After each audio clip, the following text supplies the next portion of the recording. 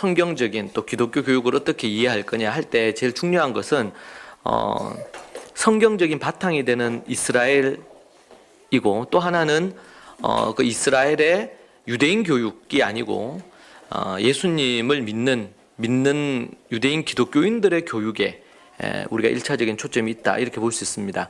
그래서 구약 성경 아브라함 이후로부터 있는 구약에, 그리고 또 신약에 나와 있는 교육에 대한 것을 연구하고 또 거기에서 우리가 원리를 찾고 이렇게 실행해 가는 게 매우 중요합니다. 지금 현대는 교육에 여러 가지 문제가 있는데 그 중에 몇 가지를 꼽아본다면 현대 교육에 있어서 가장 심각한 문제 중에 하나는 헬라식 교육이라고 이렇게 칭합니다. 이 말은 뭐냐면 이 히브리식 성경의 교육을 좀 히브리 교육이라고 이렇게 표현한다면, 헬라식 교육이라 그러면 단적인 예로 이런 거죠. 뭔가를 이렇게 지식적으로는 아는데 그걸 행동하거나 삶으로 살아내지 않아도 문제가 없는 걸로 이해하는 겁니다. 성경에는 보면 대표적인 것이 성경에 나오죠. 행함이 없는 믿음은 죽은 믿음이라든지, 이런 주여주여 하는 자가 다 천국에 들어갈 것이 아니고 하나님 뜻대로 행해야지 들어간다든지, 이것은 이 헬라적인 아니면 히브리적인 이 차이를 우리가 잘 이해하는 게 필요합니다. 헬라적인 부분에 있어서는 클래스에서 수업을 하고 시험을 치면은, 시험을 쳐서 좋은 점수 맞으면 이제 안다고 이렇게 여깁니다. 안다. 그런데 이제 히브리적인 성경적인 관점은 지식적으로 배우고 안 것을 아무리 100점을 맞았다 하더라도 그것을 행동으로 살아내지 않으면 그것은 이제 빵점인 거죠. 그래서 예를 들면 초등학교 2학년에 존댓말을 배웠다. 그러면은 시험 칠 때 존댓말 시험을 쳐서 100점 맞을 수 있지만, 그런데 실제로 삶에서 존댓말을 안 써요. 그러면은 헬라적으로는 100점인데 히브리적으로는 빵점인 거예요. 실제로는 우리가 안다고 할 때 그것은 행하는 것을 포함을 하고 있습니다. 그렇잖아요. 우리 아이들이 어머니 사랑해요 얘기했어요. 근데 실제로 어머니 말을 안 들어. 그러면은 그 사랑한다는 말 자체가 사실로 받아들이기가 어려운 겁니다. 왜냐하면은 어떤 말이 있을 때는 개념이 있거나 추상적인 게 있으면 그것이 실제화되는 실제 결과물이 반드시 나와야 돼요. 근데 이 세상은, 특별히 세상에 이제 교육도 그렇고, 제가 대학에서 우리 캠퍼스에서 사역을 할 때 보면은 그 캠퍼스 안에서 얘기할 때 건학 이념 있잖아요. 건학 이념. 학교가 세워진 이념. 그래가지고 이제 신입생들 같은 경우는 신입생 들어오고 그러면은 또 OT하고 나서는 일정 기간 동안은 무조건 그걸 외워야 돼. 그래서 대학 같은 경우에도 이렇게 자판기에서 커피를 볶거나 이렇게 하면 그 컵 있잖아요. 컵에다 적어놨어요. 건학 이념. 이렇게 그 나와 있어요. 근데 여러분, 실제로 그 건학 이념대로 대학이든 초중 고등학교든 커리큘럼이 있어서 그 커리큘럼대로 어떤 인재를 만들어내느냐. 현대 교육이 갖는 아주 심각한 문제는 뭐냐면 그 건학 이념이나 우리가 갖고 있는 교육의 철학대로 안 한다는 겁니다. 그리고 도리어 토플 점수라든지 아니면 그런 것에만 다 치중을 하고 초점이 맞춰져 있죠. 그러니까 이제 사회적으로는 갈수록 더 심각한 문제들이 자꾸 발생을 하는 거예요. 왜냐하면 올바른 철학이나 방향이 있을지 모르지만 그것대로 현장에서는 이루어지지 않아요. 이제 그 부분을 우리가 이제 헬라식 교육의 문제점이다, 이렇게 봅니다. 히브리적인 것과 헬라적인 것의 큰 차이점 중 하나는, 헬라는 그러니까 히브리는 통합을 시킨다면 헬라 교육의 특징은 뭐냐면 다 나누어 놔요. 이것이 갖는 각각의 장단점이 있긴 해요. 그런데 가장 큰 문제는 뭐냐면 삶을 상실되게 만드는 문제가 있단 말이에요. 그러니까 지금 보면 제가 제 책에서 교육이 뭐냐 이렇게 얘기할 때 교과 학습은 교육이 아니다. 국어, 영어, 수학, 사회, 과학 교육이 아니다. 제가 그렇게 첫 번째 챕터에서 썼어요. 그게 교육의 일부일 수는 있어요. 그러나 그것이 교육 자체는 아니에요. 국어를 잘하면, 수학을 잘하면, 영어를 잘하면 그건 교육이 아니고 교과 학습이에요. 교육 안에 있는 교과목이 있어요. 그러나 교육은 교육학적으로도 얘기할 때 교육이 뭐냐 이렇게 얘기하면 지식이나 기술 따위를 가르치는 것, 이거는 이제 직업 교육을 시키는 거죠. 그리고 인간 됨됨이를 갖추도록 하는 것, 크게 이 두 가지를 얘기합니다. 지식이나 기술 따위를 가리키는 거하고 또 인간 됨됨이를 갖춘 것. 이게 이제 세상 일반 교육학에서 얘기하는 크게 두 가지 정의예요. 이 부분. 근데 실제로는 이제 지식이나 기술 따위도 제대로 이제 안 가르친단 말이에요, 학교에서. 그리고 또 뭐야? 인간 됨됨이를 갖춘. 이게 안 되죠, 더욱더. 뭐 갖가지의 뭐 왕따라든지 지금 학교 폭력이라든지 이런 것들이 매일매일 뉴스로 나오잖아요. 지금 이 문제를 해결하는 건 아주 간단합니다. 그런데 이 세상은 이걸 해결을 못해요.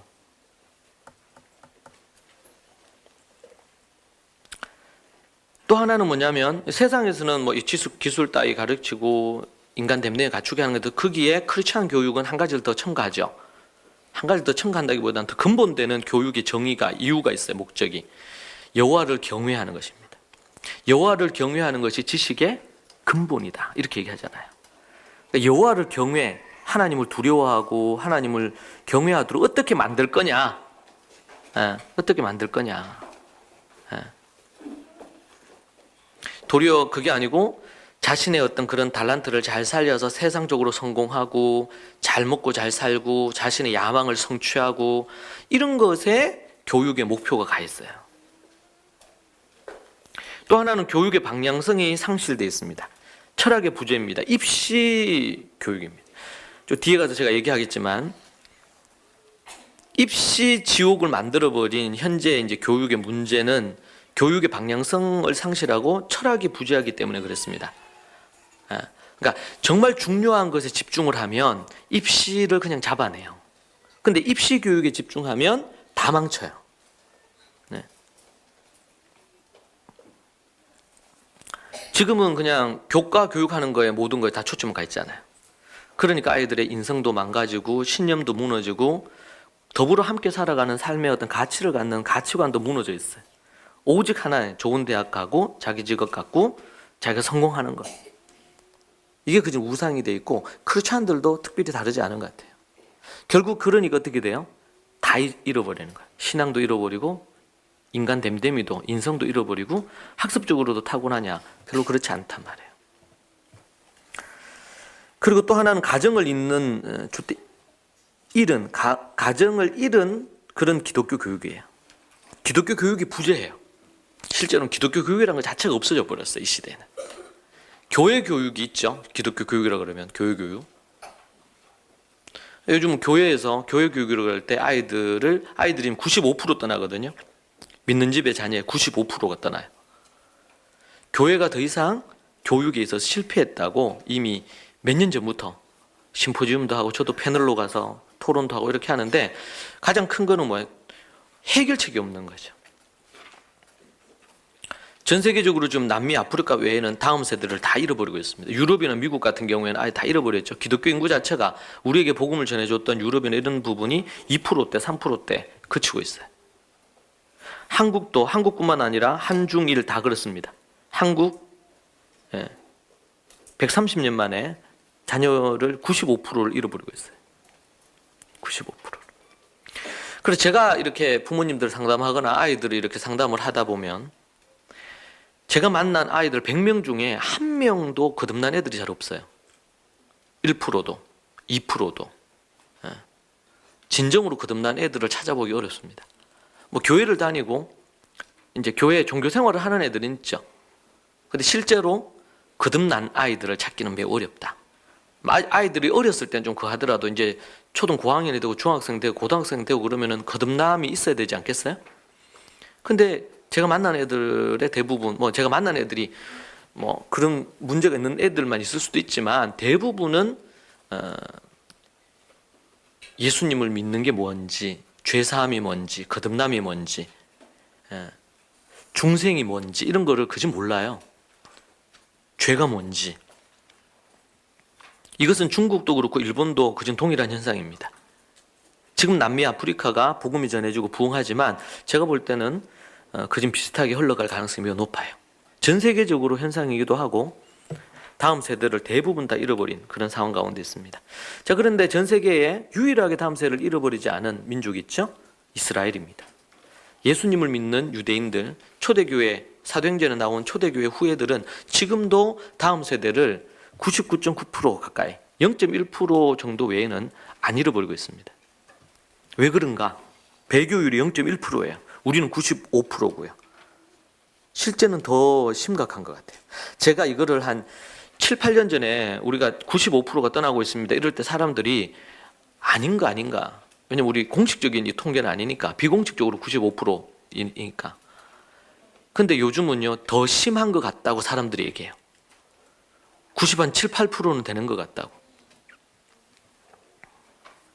제가 여름 겨울에 우리 10박 11일씩 하야 캠프를 하죠. 근데 거기 아이 들어오는 아이들을 대면을 해보면 그 아이들 중에 진정으로 거듭나서 주님을 진정으로 믿고 이런 아이들이 잘 없어요. 보면 제가 이제 그때 한 5시간씩 이렇게 복음에 대해서만 설교를 해요. 그럼 아이들이 그 복음에 대해서 자세하게 설명하는 걸 다 처음 듣는다고 대부분 얘기하거든요. 어릴 때부터 교회를 다니면 아이들이 예수님을 믿고 하나님을 믿는다고만 부모들이 생각하고 교회에서도 생각해요.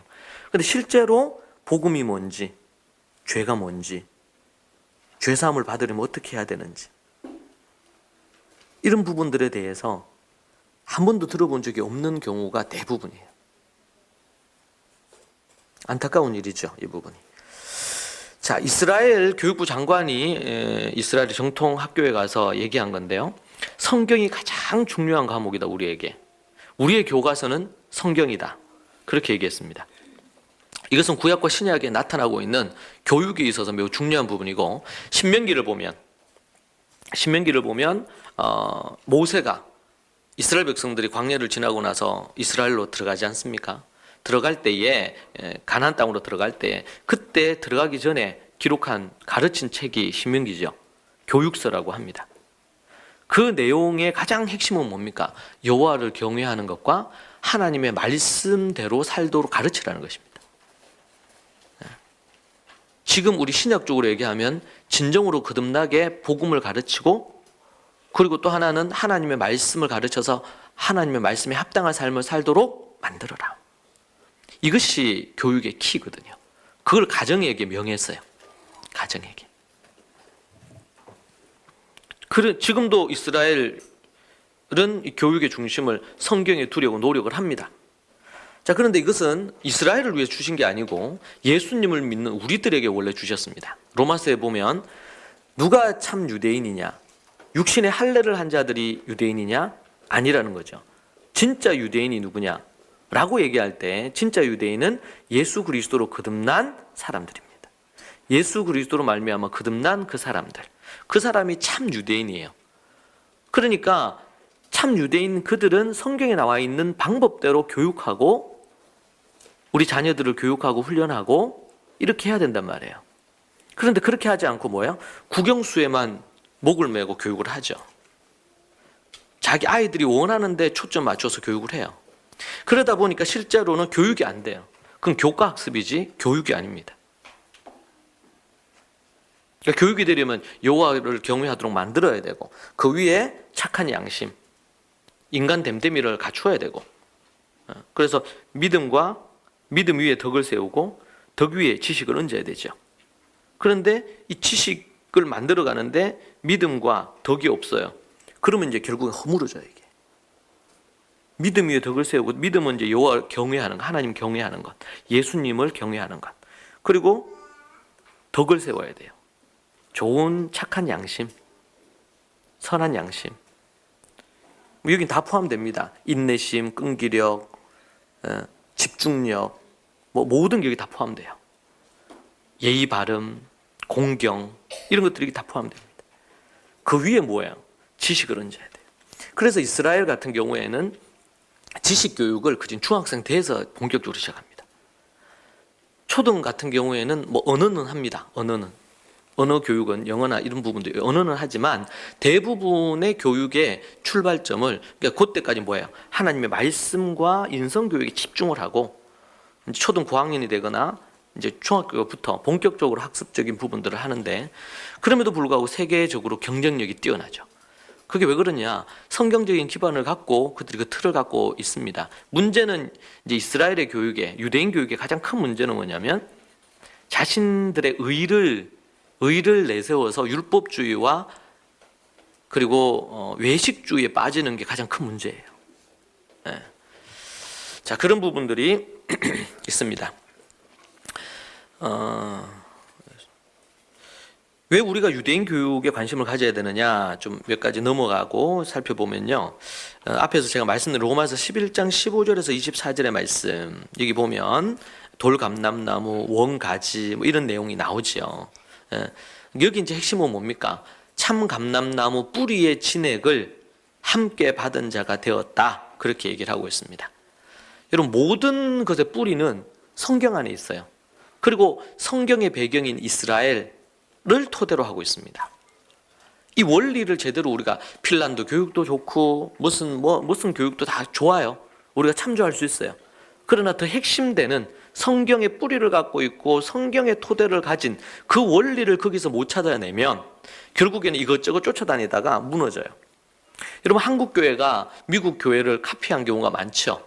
한국의 몇몇 대형 교회들이 미국의 대형 교회들을 소개했습니다.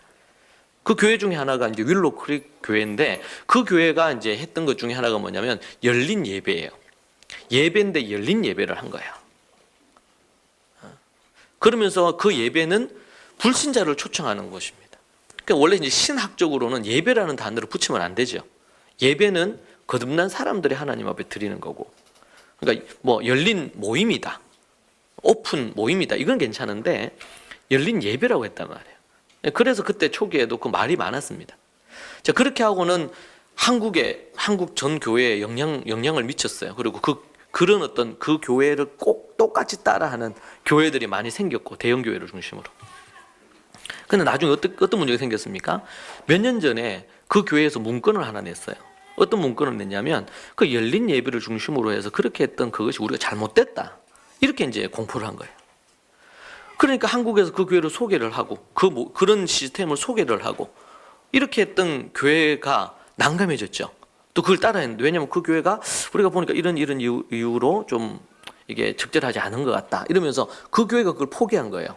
출발점이 되고 원래 시작했던 교회인데. 참 안타깝죠. 자칫 잘못하면 교회도 그렇고 기독교도 이런 유행을 타거나 이런 현상들이 꽤 없지 않아 많이 생깁니다.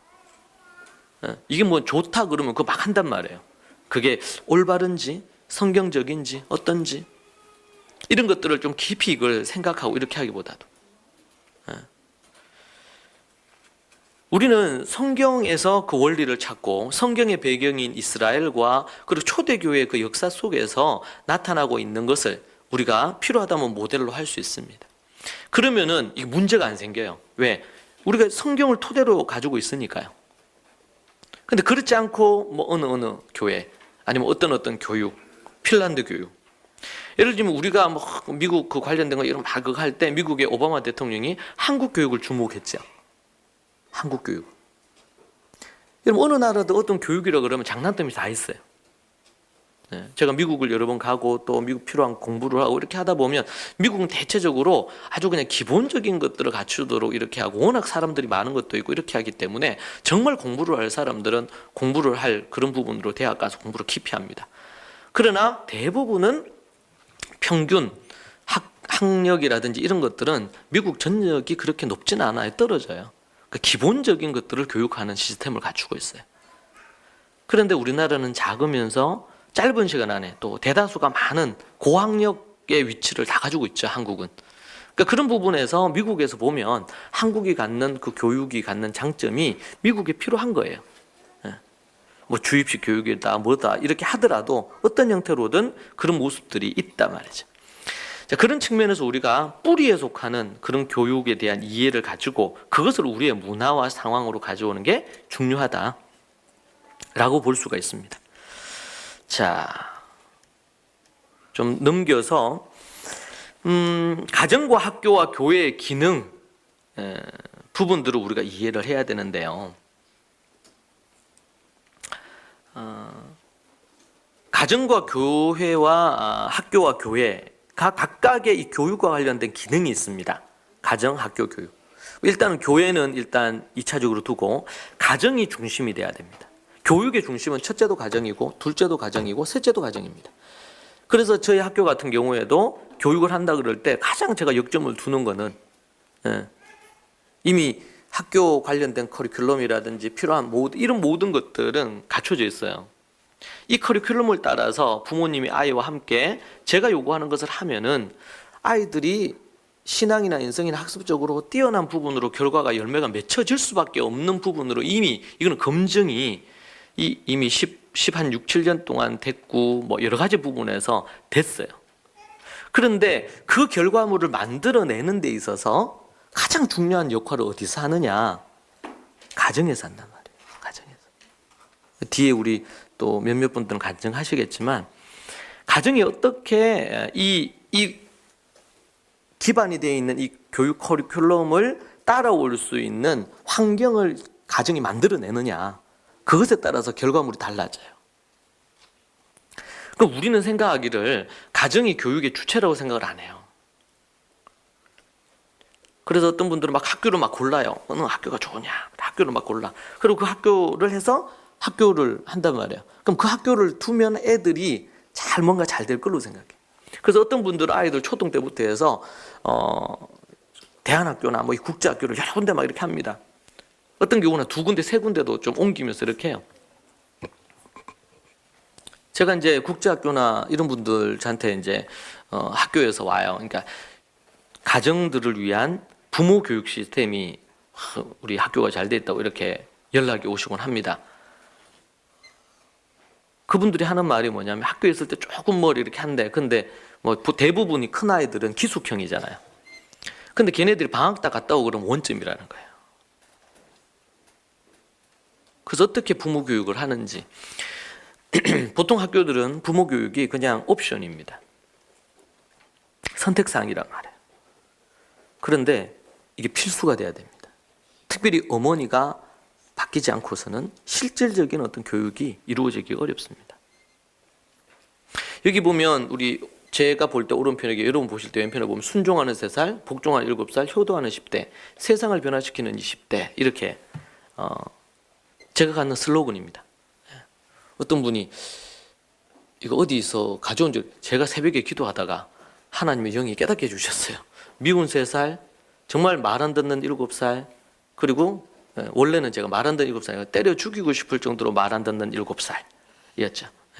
그건 제가 말한 게 아니고 저한테 상담하러 온 7살 애 때문에 정신과 치료를 어머니가 받아. 너무 스트레스가 돼가지고. 그리고 그분이 얘기했어요.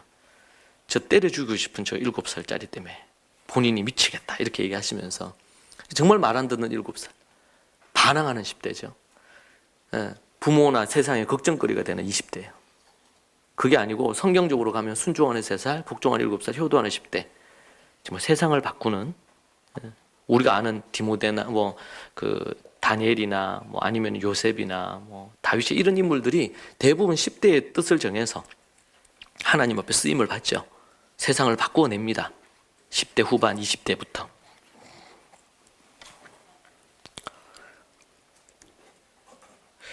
또 하나의 슬로건이 있는데 그건 뭐냐면 말씀의 사람, 따라하죠. 말씀의 사람, 말씀 전수, 말씀 전파. 이 3가지, 말씀의 사람, 말씀 전수, 말씀 전파. 이 3가지가 우리 신앙에도 매우 중요하지만 교육에 있어서 이 3가지를 놓치면 결국에는 그 교육은 실패한 교육입니다.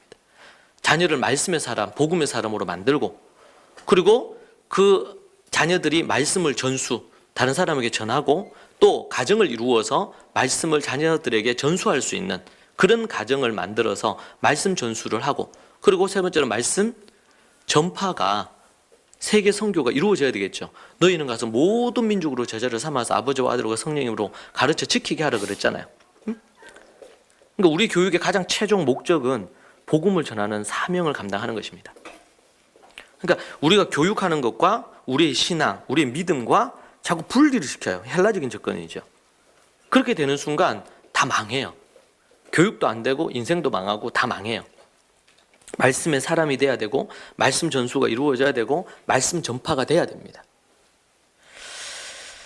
자,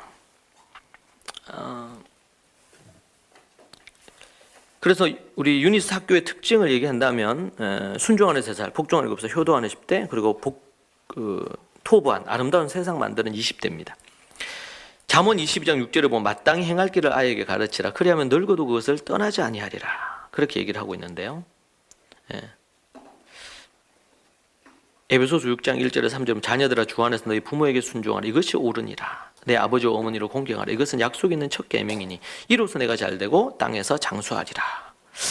제가 잠깐 영상을 하나 좀 보여드릴게요. 영상 준비했던 영상 잠깐 우리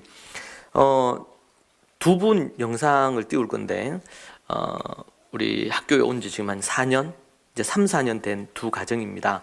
이 가정들은 좀 아이들이 이미 커서 보냈어요. 예. 첫 번째 우리 김혜 선생님 영상인가요? 네, 그분은 먼저 영상을 볼게요.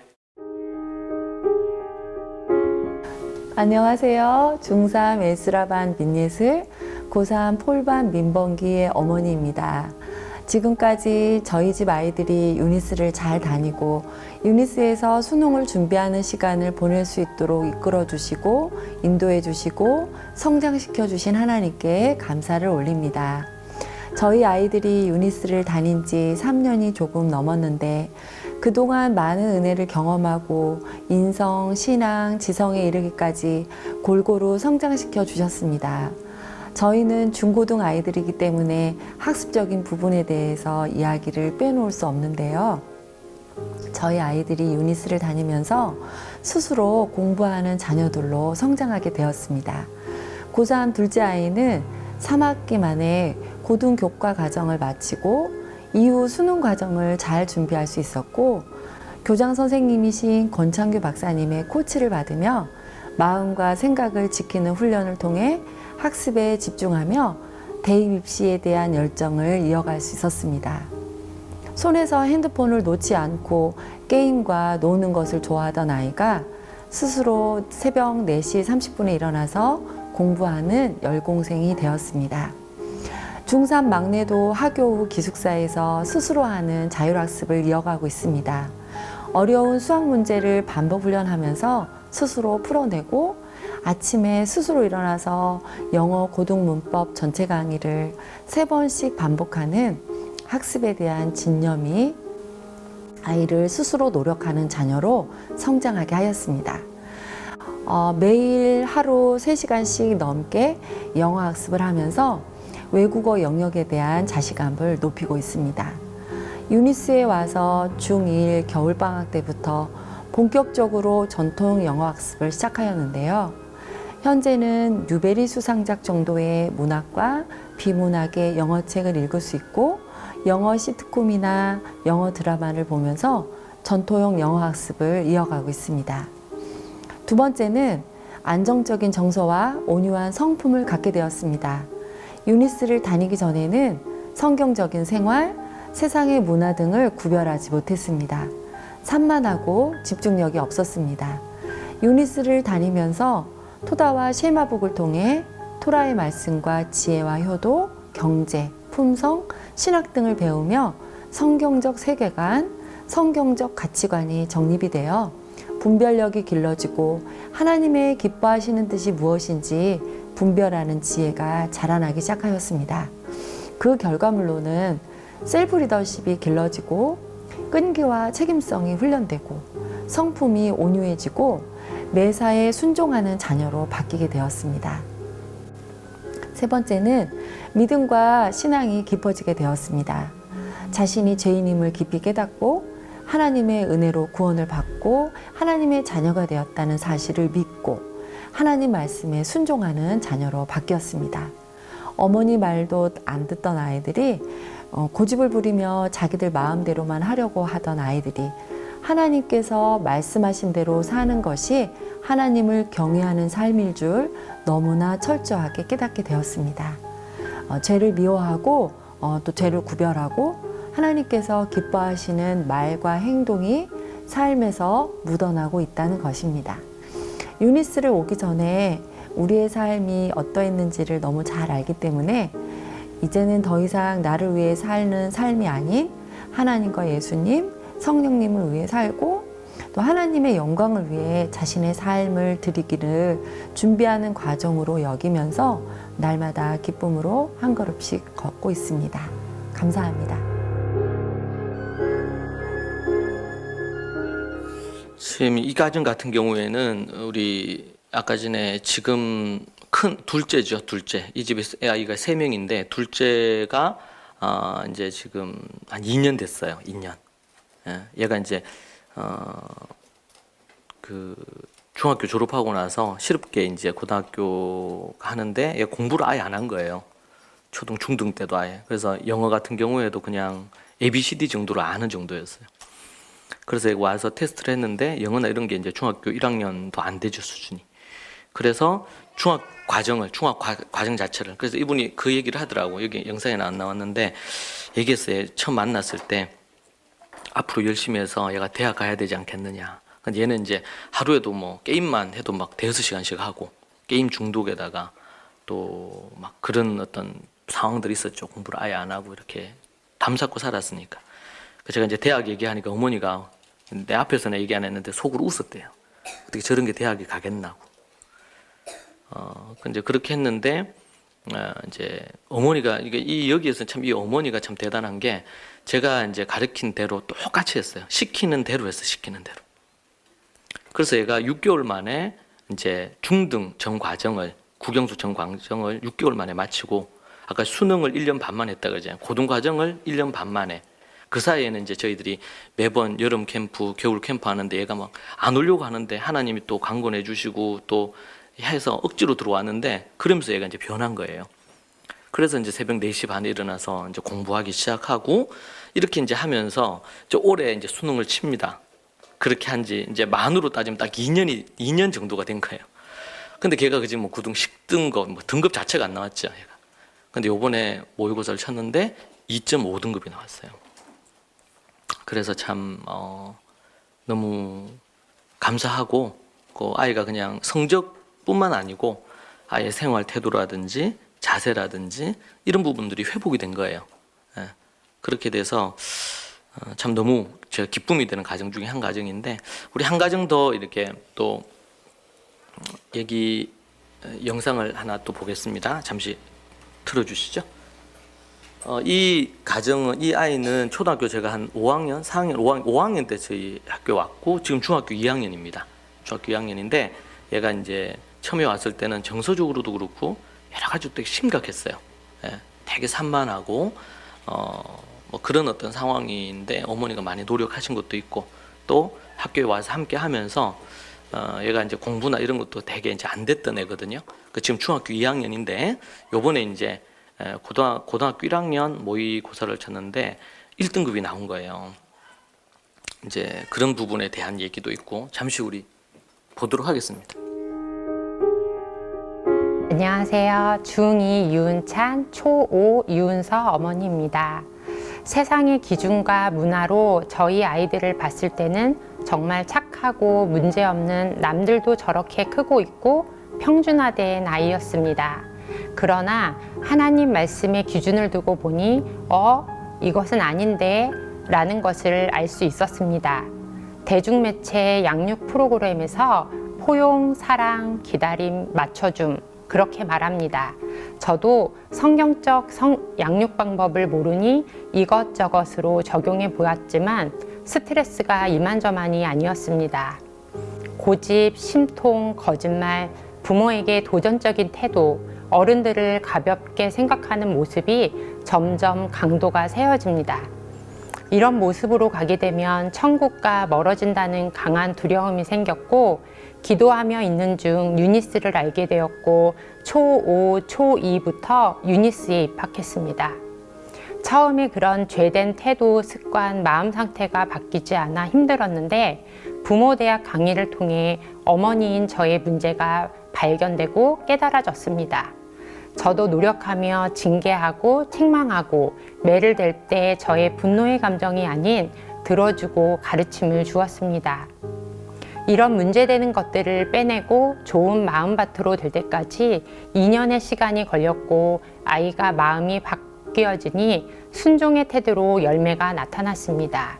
마음이 다루어지니 토부 하야 캠프나 토부 컨퍼런스를 다녀오면 비전이 생기고 동기부여를 받아 스스로 하는 자기 주도성이 생기기 시작했습니다. 예전엔 이것저것 하라고 많은 에너지를 쏟았지만 자기주도성이 생기니 국영수 과 본인이 계획을 짜고 필요하면 어머니께 문제집이나 책을 사달라고 요청하면 요청한 그것만 해주게 되었습니다. 저희 큰아이 같은 경우 초3 정도 때 파닉스 학원에 몇 개월 다녔고 4학년까지 공교육 안에 3, 4학년 영어 배운 게 전부입니다. 토부 교육 안에 전토형이라고 흘려듣기, 집중듣기, 읽기 등의 영어 학습 방법의 팁을 주시는데 그것을 꾸준히 2년간 집에서 노출해 준 결과 지금 중학교 2학년 아들이 얼마 전 고1 9월 모의고사 영어를 풀어보았는데 1등급이 나왔습니다. 베드로후서 1장 5절 그러므로 너희가 더욱 힘써 너희 믿음의 덕의 지식을 이란 말씀을 목표로 기도하며 지켜 행하니 이렇게 복을 허락해 주셨습니다. 좁고 협착한 그 길을 가려면 험난하지만 그 가운데 말씀의 사람이 되어 천대까지 믿음의 가정, 가문을 세우는 말씀 전파, 말씀 전수의 사명과 비전을 가지고 하루하루 나아갑니다. 감사합니다. 우리가 원리를 알면 쉬운데 안 그러면은 매우 어렵습니다. 먼저 하나님의 말씀을 기반으로 신앙, 믿음 교육이 제대로 돼야 됩니다. 그걸 다루다 보면 함께 인성을 다루어요. 마음을 다루어요. 이 부분을 갖추도록 하는 그것이 그러니까 우리 금방 한 얘는 은찬이라는 애는 우리 5학년 때인가 처음 저희들 캠프 왔을 때 캠프를 하면 매일 저녁에 일기를 씁니다. 제가 그걸 다 보는데 요즘은 워낙 숫자가 많아져서 못 보지만 얘가 왔는데 욕을 다 쓰나 욕을. 제가 그런 애는 처음 봤어요. 그리고 이제 의사소통이 안 돼. 눈을 잘 못 마주치고 커뮤니케이션이 안 되는 애였어요. 나중에 우리 이제 중간에 하거나 뒷부분에 제가 학교 설명을 할 때 그 아이 영상도 잠깐 보여드릴게요. 제가 그때 충격을 엄청 받았어요. 제가 충격을 받았어요. 그런데 얘가 이제 5학년 때 저희 학교에 오고 그리고는 이제 어머니가 정말 부지런히 한 2년 얘기하잖아요. 2년 좀 부지런히 이렇게 애를 썼어요. 그러니까 뭐야? 하나님의 말씀 가르치고 복음에 대해 설명하고 신앙에 대해서 얘기하고 함께 성경을 공부하고 함께 가정예배를 드리고 매일 말씀을 같이 묵상을 하고 이런 것들을 학교에서도 하고 집에서도 한 거죠. 그러면서 뭐야? 그 아이들의 훈계하는 거예요. 고집도 꺾고 순종하게 하고 존댓말도 쓰고 공경하게 만들고 그렇게 해서 영혼이 마음이 건강해지니까 자연스럽게 이게 뭐예요? 학습적인 부분으로 따라가는 거예요.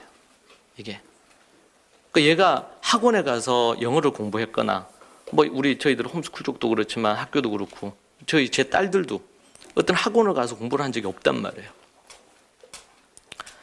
그러니까 그럼에도 불구하고 공부를 할 이유와 목적이 명확해지니까 자연스럽게 그 부분이 돼요.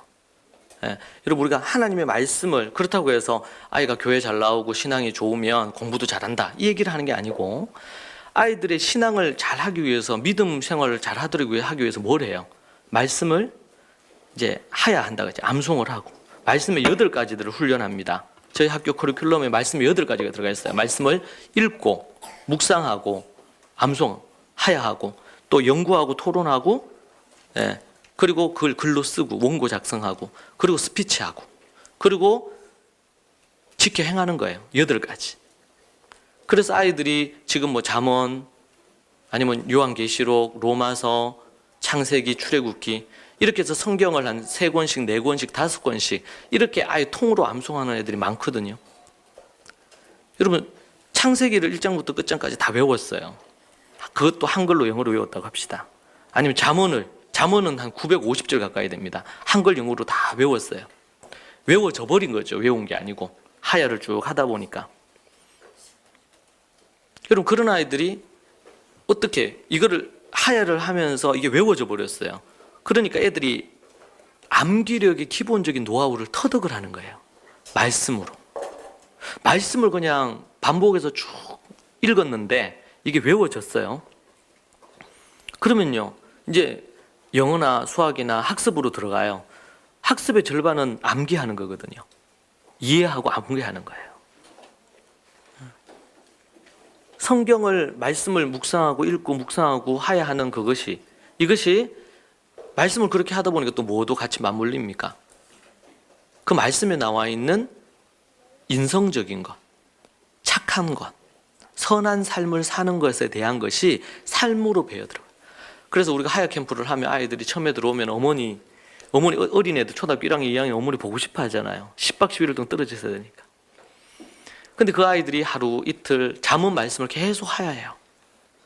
하야해서 그 한 절이 입에 붙게 하려면 아무리 안 돼도 한 50번, 100번을 읽을 거 아니에요, 계속. 그러니까 하야라는 단어가 존재 가득 채워서 흘러넘치게 하는 거거든. 성경에는 외우는 암송이 없어요. 존재 가득 채우기 위해서 계속 중얼중얼 읊조리다 보니까 이게 외워져 버렸어요. 이게 이제 하야인데 그걸 계속 이렇게 하다 보니 거기 보면 내 아비의 훈계를 듣고 어미의 법을 떠나지 마라 뭐 이런 말씀 나온단 말이에요. 그러니까 아이들이 그것을 하야를 하다가 이 부모를 공경해야 되는구나. 부모에게 어떻게 해야 되는구나. 이런 걸 이제 깨달아요. 애들이. 그런 걸 애들이 일기로 써요.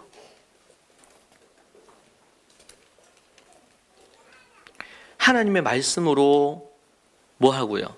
신앙도 믿음도 갖고 그리고 인성을 갖추어요. 믿음과 인성을 갖추면 그 위에 뭘? 학습적인 걸 얹어야 되잖아요. 여기 보면 믿음과 착한 양심 그리고 실력을 갖춘 자가 되라 그랬는데 실력을 갖춰야 돼요. 언어 능력도 필요하고 학습적인 역량이 필요하죠. 그런데 그게 뭘로? 텍스트인 교과서인 성경으로 그 역량이 올라가고 올라간 토대에서 뭐예요? 일반 학습을 하는 거예요. 그러니까 세상 학습을 하더라도 뭐 이런 그 진화론적인 아니면 세속주의적인 이런 걸 분별할 수 있는 힘이 말씀의 기반을 갖고 있기 때문에 최근에도 어디 강의하러 갔는데 어떤 분이 이렇게 했어요. 대안학교나 이런 학교를 보내면 아이들이 온실 속에서 자란 것처럼 그렇지 않습니까? 세상에 잘 적응하겠습니까? 맞습니다. 많은 대안학교나 이 학교를 다니는 애들이 세상에 적응을 잘 못합니다. 왜 그렇습니까? 말 그대로 그냥 온실 속에서만 키웠어요. 그러면서 뭘 안 키웠어요? 기독교 세계관과 기독교 교육을 안 했어요. 해봤자 채플 1시간, 뭐 성경 큐티 하는 정도. 저희 학교 같은 경우는 하루에 1시간 반에서 2시간이 성경으로 이루어져 있습니다. 통독을 하고 묵상을 하고 하야하고 20-30분 하야하고 연구하고 그걸 갖고 발표도 하고 말씀으로 김치로 뭐 다 하듯이 김치로 김치국 하고 김치전하고 김치 뭐 볶음도 하고 이렇게 하듯이 성경 말씀으로. 근데 그렇게 하면서 아이들의 암기력도 올라가고 이건 결과적으로 나오는 거예요. 하나님을 사랑하도록 만들기 위해서 말씀의 8가지를 부지런히 했더니 믿음도 잡히고 뭐도 잡히고요. 착한 양심도 잡히고 덩달아 함께 학습적인 필요한 것들을 가이드해주고 가르쳐야 되지만 학습적인 역량도 올라가 있는 거예요. 공부하는 여러분 아이들이요. 초등학교 1학년, 2학년 때 좀 잘해. 근데 3학년 이상 되면서 공부 잘 안 되는 애들이 있어요. 초등학교 6학년 때까지 좀 그래도 했는데 중학교 1학년 돼서 중학교 1학년 여름에 시험을 쳤는데 60점이 나왔어. 그 점수는 중3까지 계속 갑니다. 왜 그러냐면 1학년 때하고 3학년 때가 다르고요. 3학년 때하고 6학년 때하고 다르고 6학년 때하고 중학교 1학년 다르고 중학교 1학년 때하고 중3이 다르고 중3하고 또 고1이 달라요. 학습량이 달라지고 학습해야 될 내용이 어려워져요. 자, 그런데 초등학교 때 공부를 잘했어. 그런데 걔가 뭐야? 중학교 거를 공부할 수 있는 역량이 안 되는데 학습 역량이. 그리고 양은 많아지고. 그러니까 뭐예요? 여러분도 그렇잖아. 해야 될 일이 너무 많은데 시간이 부족해. 너무 압박감이 오겠죠. 공부하기 싫은 거예요. 그런데 예를 들어 앞에서 얘기한 것처럼 잠언을 전체로 영어로 한글로 다 한번 외웠어. 그러면 뇌 용량이 엄청 커지겠죠, 이게. 그럼 한 학기에 배우는 어떤 학습에 뭐 사회든 과학이든 뭐 영어든 수학이든 그 양이 이게 많은 게 아니에요. 뇌가 부담을 별로 안 느껴요. 그 뇌를 어떻게 만들어내느냐. 근데 그걸 뭘로 만들어요? 성경으로 만들어야 된단 말이에요. 그래야지 그 아이가 죽어도 늙어도 안 떠나가 주님을요. 마땅히 행할 길을 아이가 가라. 그래야 하면 늙어도 떠나지 않는댔잖아요. 근데 지금요. 지금 95%가 떠난단 말이에요. 95%가. 우리 교회 안에 있는 아이들도 대부분 세상 아이와 별 다르지 않습니다. 그런데 여러분 알면 이게 어렵지 않아요. 쉽습니다. 예. 지금 이분 아까 앞에 나왔던 이분들이 그냥 늘 눈물로 살았어, 애들 때문에. 근데 지금 3년 만에, 그러니까 어머니들이 엄청 노력을 했습니다. 예. 주변에서 다 반대하고 그 학교로 왜 보내냐. 어? 요즘 애들이 다 그렇지. 너희 애들만 그러면 다 그렇지. 그런데 요즘 이분들 볼 때마다 그렇게, 요즘 뒤에 우리도 간증하실 분들도 그렇지만 너무 감사하죠. 그러니까 그냥 뒀으면 얘는 게임 중독에, 제 처음 왔을 때 아예 교회를 안 나가려고 했어요. 아까 큰 애는. 그리고 뭐 아주 방탕하게 인생을 살았지. 가정의 어머니와 아버지, 가정과 함께 할 때 놀라운 기적들이 일어납니다. 그리고 애들이 행복해요. 특징 두 번째로 말씀의 사람, 말씀 전수, 말씀 전파자로 세워야 됩니다. 말씀의 8가지를 중심으로. 세 번째는 가정 교육이 중심입니다. 저희들은 아이들을 입학시키면 부모님도 부모 훈련 대학이라고 입학을 합니다. 매 학기마다 어머니들이 한 학기씩 공부를 하셔야 됩니다. 어머니 공부를 안 하신다. 그럼 그 다음 학기에 아이를 등록시킬 수가 없어요. 전문적으로 공부하는 저처럼은 안 돼도 최소한 아이를 육아하고 교육하는 성경적인 가치를 어머니는 최소한, 아버지까지 다, 아버지는 또 바쁘시기도 하니까 최소한 어머니는 그것을 이해하고 저와 발을 같이 맞추어서 가야 됩니다. 그래서 학교에서 하듯이 가정에서 똑같이 교육하고 칭찬하고 훈계를 해주셔야 돼. 이게 이제 같이 안 간다. 그러면은 이끌어가는 저도 너무 힘들고 또 이해가 안 되는 거예요. 학교에서 제가 교육 방침에 따라 가는 게 이해가 안 돼. 그러면은 함께 할 수가 없겠죠. 그래서 부모 훈련 대학, 또 1년에 한 번 컨퍼런스 있습니다. 3월에, 이번에도 3월에 있는데 18, 19, 20일 컨퍼런스 있습니다. 그 컨퍼런스 참여를 해야 됩니다. 그리고 한 달에 한 번, 예전에는 매주 했는데 요즘은 한 달에 한 번 부모 코칭 시간이 있습니다. 그래서 가정에서 아이들의 믿음과 신앙을 다루는 것을 학교에서도 하지만 아이들의 마음의 근본적인 걸 다루는 것은 가정에서 어머니들이 해내야 됩니다. 어머니들이 그걸 해낼 수 있도록 제가 돕는데, 또 학교에서 도울 건데 그것을 따라와 줘야 되죠. 그렇지 않으면 아이들의 변화에 한계가 생길 수밖에 없습니다. 그래서 이 가정 교육이 중심이 되기 위해서는 부모 훈련이 필요하기 때문에 부모 교육을 매우 중요하게 여기고요. 네. 그렇고요. 네 번째는 매일 2시간, 1시간 반에서 한 2시간 정도 커리큘럼 안에 1, 2교시가 성경을 중심으로 커리큘럼이 짜여져 있습니다. 그리고 하야 교육. 12권의 말씀을 하야할 것을 목표로 합니다. 아이들이 이제 유치 5세부터 하는데 5세부터 아이들이 하면 아이들이 한글로 영어로 고등학교를 졸업할 때 12권 정도를 외워지게 하고 마무리를 할 수가 있습니다. 그것으로 그래서 이제 주요 잠언, 요한계시록, 로마서 기본적인 책에다가 사복음서 그리고 모세오경까지 도합 12권입니다. 12권을 외우고 하야하고 그리고 그것을 연구하고 토론하는 부분까지 하려고 하는 것을 목표로 합니다. 네, 그래서 여름, 겨울의 하야 캠프는 아이들 초등 한 1학년부터는 필수 참여하는 프로그램입니다. 저희 부분에. 그래서 한 학기만큼이나 집중 효과가 있습니다. 집중해서 10박 11일을 먹고 자면서 생활을 하니까. 그리고 집중해서 하루에 7시간씩 말씀 하야하고 또 말씀을 또 연구하는 그룹은 말씀을 하루에 7시간씩 말씀을 연구하고, 그래서 아이들이 말씀으로 충만해질 수 있도록. 그래서 아이들이 여러 가지, 지난 학기에도 우리 대구도 그렇지만 용인에 특별히 중고 아이들이 꽤 많이 왔습니다. 얘네들이 아이들이 아주 나쁘다 이러기보다는 문제 있는 애들도 있긴 했지만 아이들이 어머니들이 막 여러 가지 고민을 갖고 이제 보냈어요. 그 제가 올해 3월, 4월은 저도 너무 힘들었습니다. 왜냐면 얘네들이 그냥 일반 학교를 다니다 왔는데 모든 것이 사사건건 불평이에요. 불만이 많어. 집에 가면은 뭐 이런 거죠. 집에 갔는데 어머니한테 늘 얘기하는 게 답답하다는 거, 학교가.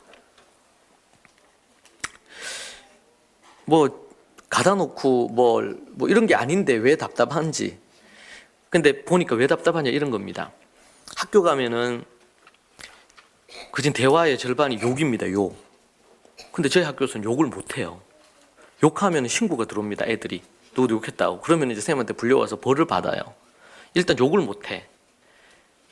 그리고 막 연예인 얘기나 TV 얘기 이런 얘기 못 합니다. 제 학교에서는. 되도록이면 TV나 이런 것들도 못 하도록 돼 있고 게임도 못 하도록 돼 있으니까. 그러니까 일반 학교 다녀서 주로 욕으로 생활하고 대화도 주로 다 연예인 얘기나 TV 얘기를 하는데 못 하잖아요.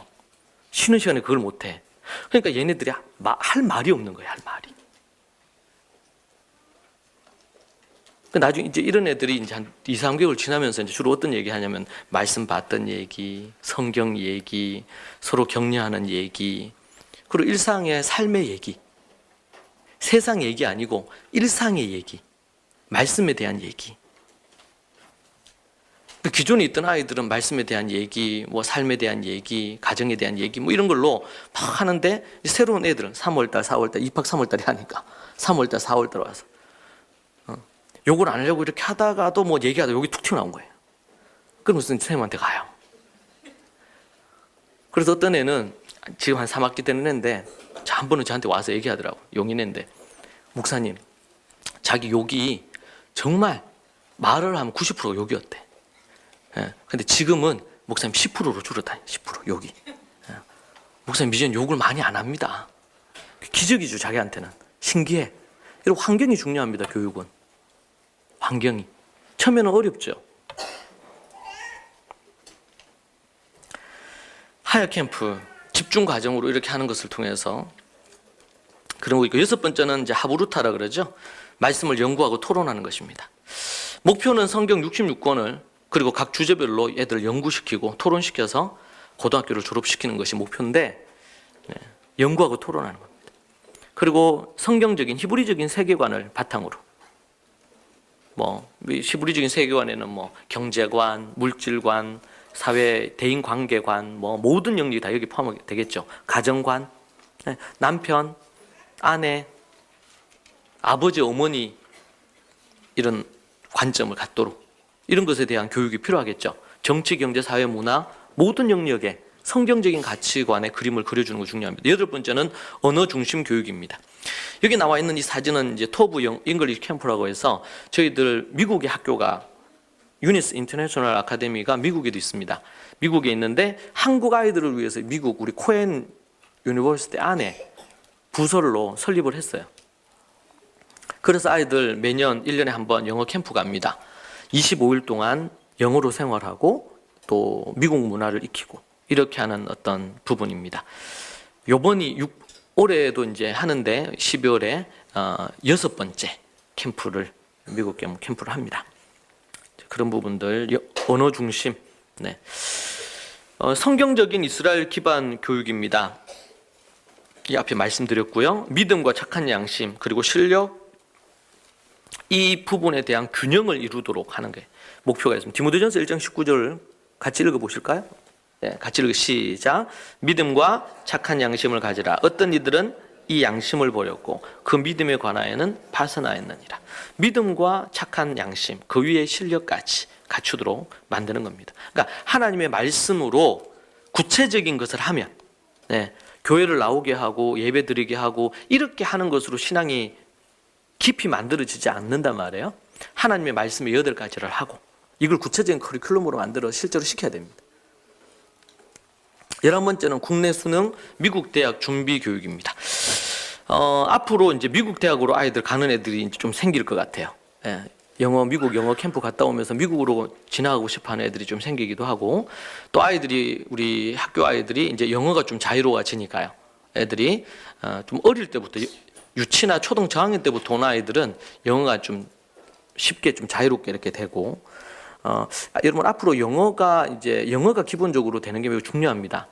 한국에서 뭐 수능을 해서 한국의 대학을 가는 것도 좋은 부분인데 좀 글로벌하게 여러 부분들에 대한 일들을 할 수가 있겠죠. 그러려면 결국에는 언어가 돼야 되겠고 필요하다면 영어권에서 공부하는 것도 매우 중요한 부분이 되겠습니다. 자, 그런 부분에서 그래서 지금 저희들이 갖고 있는 시스템으로 국내 수능을 준비하는데도 아주 좋은 그런 부분들이 되고요. 미국 대학 뭐 준비하거나 이렇게 하는 것 부분에서도 어려움이 없습니다. 문제는 미국으로 간다 그럴 때 가장 큰 게 이제 언어가 자유로워야 돼. 미국 애들과 같이 공부를 해야 되니까 그 정도 수준은 나와줘야 되겠죠. 예. 그래야지 이제 공부하는데도 부담이 없는 거고요. 네. 그리고 마지막으로는 올바른 글로벌한 인재를 만드는 것입니다. 믿음과 착한 양심 그리고 실력, 그 위에 창의력과 자기 주도성을 갖추도록 하는 것입니다. 그래서 스스로 공부하는 뭐 저는 홈스쿨하고 이렇게 아이들 교육도 이렇게 했지만 초등학교 3학년 이후로부터는 스스로 공부하는 그런 시스템으로 했고 저희 학교의 모든 시스템이 저희가 저희 가정에서 아이들 교육했던 시스템 그대로를 가지고 있습니다. 그래서 4차 산업혁명 얘기가 많이 있는데 4차 산업혁명에 뭐 1차든 2차든 뭐 나중에 5차가 됐던 산업혁명과 상관없이 필요한 지혜를 우리가 얻어야 되긴 하고 상황에 맞게 뭘 해야 되겠지만 걱정할 필요가 없다. 그렇게 저는 생각합니다. 저는 절대로 가르치지 말라고 합니다. 자기 주도적으로 그걸 할 수 있도록 만들기 위해서는 가르치면 안 됩니다. 저희들은 초등학교 2학년까지 가르치고 그 이후에는 스스로 하도록 갖는 시스템으로 갖추고 있습니다. 그리고 필요한 부분이 있으면 가르치지 말고 코칭해 줘야 됩니다. 아이들. 네. 제 강의는 여기까지 하고요.